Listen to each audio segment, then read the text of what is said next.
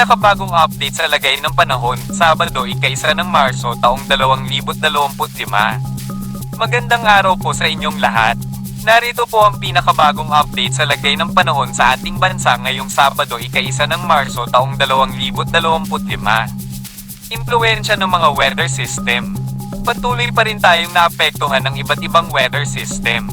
Nagmumula ang mga ito sa silangang bahagi ng bansa at nagdudulot ng pag-ulan sa iba't ibang rehiyon. Amihan. Ang amihan ay patuloy na nagdudulot ng pag-ulan sa silangang bahagi ng Luzon, partikular na sa mga lalawigan ng Cagayan Valley, Cordillera, at Aurora. Mag-ingat po tayo sa mga lugar na ito. LPA, mayroong isang LPA na minomonitor natin. Ito ang inaasahang magdudulot ng isolated thunderstorms sa Palawan. Makikita rin natin sa satellite images ang epekto nito sa silangang bahagi ng Visayas at Mindanao. Shear line, isang shear line ang nagdudulot ng pag-ulan sa Eastern Visayas, partikular na sa Tacloban. Ang nalalabing bahagi ng Visayas ay inaasahang magkakaroon ng maaliwalas na panahon, ngunit may posibilidad pa rin ng localized thunderstorms. Easterlies, sa Mindanao, ang silangang bahagi ay kailangang mag-ingat dahil sa pag-ulan na dulot ng LPA at easterlies. Apektado rin ng Cagayan de Oro at Davao. Inaasahang lagay ng panahon. Luzon, ang nalalabing bahagi ng Luzon ay inaasahang magkakaroon ng maaliwalas na panahon, ngunit may posibilidad pa rin ng mahihinang pag-ulan.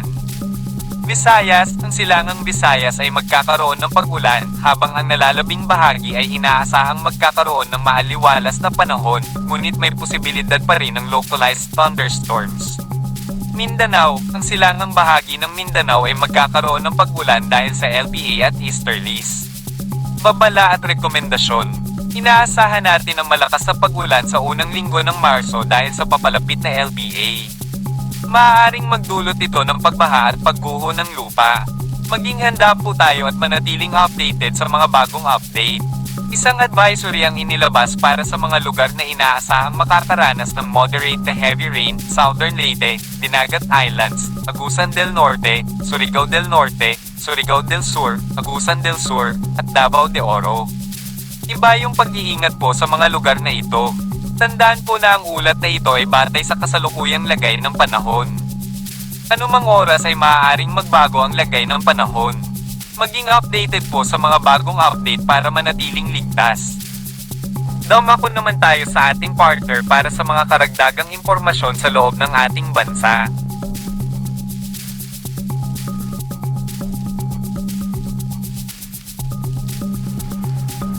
Para naman po sa ating forecast, patuloy po na makakaapekto ang hanging amihan at ito po ay magdadala ng mga pagulan sa eastern part ng Luzon. At sa western part naman po ay mananatili yung partly cloudy to cloudy skies natin. Ibig sabihin, maliwalas po at may chances pa rin ng mga pagulan. Agwat po ng temperatura sa Metro Manila ay 23 to 31. Sa Baguio po ay mababa dahil ito po ay mataas na lugar, from 14 to 23 degrees Celsius po. Sa Legazpi ay 25 to 29 at sa Tagaytay po ay 21 to 28 degrees Celsius. Sa Palawan naman po ay mananatili yung partly cloudy to cloudy skies na may chances pa rin ng isolated thunderstorms. Sa Puerto Princesa po ang agot ng temperatura ay 24 to 33 at para naman po sa Visayas at Mindanao, patuloy po na makakaapekto yung shear line. Kaya posible pa rin po at tuloy-tuloy pa rin po yung mga pag-ulan dyan. At maging alerto po tayo dahil may mga cases na rin po na may mga pagbaha at pagguho ng lupa, lalo na po sa Eastern Mindanao. Agwat po ng temperatura sa Zamboanga ay 24 to 33. Sa Cebu naman po ay 25 to 31. Sa Davao po ay 24 to 31 at sa Cagayan de Oro po ay 24 to 21. Kasalukuyan po tayo na walang gale warning. Ibig po sabihin nito ay malaya po at ligtas po na makakapangisda ang ating mga kapwa Pilipino at ang ating mga seafarers. Ito po yung 3-day weather outlook natin or yung inaasahan po natin na panahon sa susunod na 3 araw. Simula po sa March 2 hanggang sa March 4.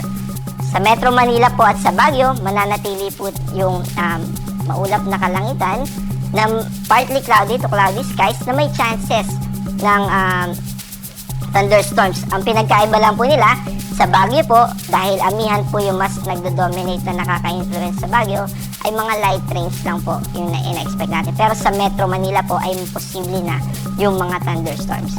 Sa Legazpi naman po ay tuloy-tuloy po yung mga pagulan at yung thunderstorms ay magpapatuloy pa rin. Kaya maging handa po tayo, lalo na po yung nasa southeastern part ng Bicol region. Sa Metro Cebu naman po at sa Iloilo City ay mananatili po yung maliwalas na kalangitan na may tsansa ng mga localized thunderstorms o yung mga pagkidlat at pagkulog.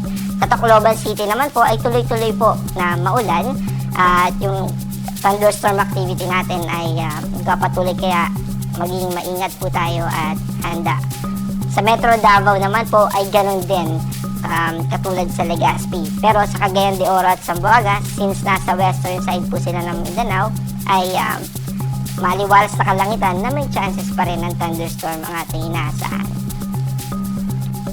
Sa susunod po na mga buwan, specifically March, April, and May, ay makakaranas na po tayo ng mas mainit na temperatura.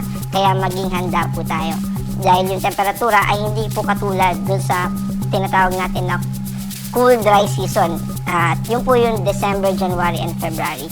At ito na po yung tinatawag natin na season na hot, dry season. Ibig kong sabihin ay maiinit na temperatura po at yung heat index po natin ay susunod na, ay patuloy na tataas na. In-expect po natin ito sa second half ng Marso. Ang ating pong sunsets ay 6:04 p.m. at muli pong sisikat ang ating araw ng 6:13 a.m.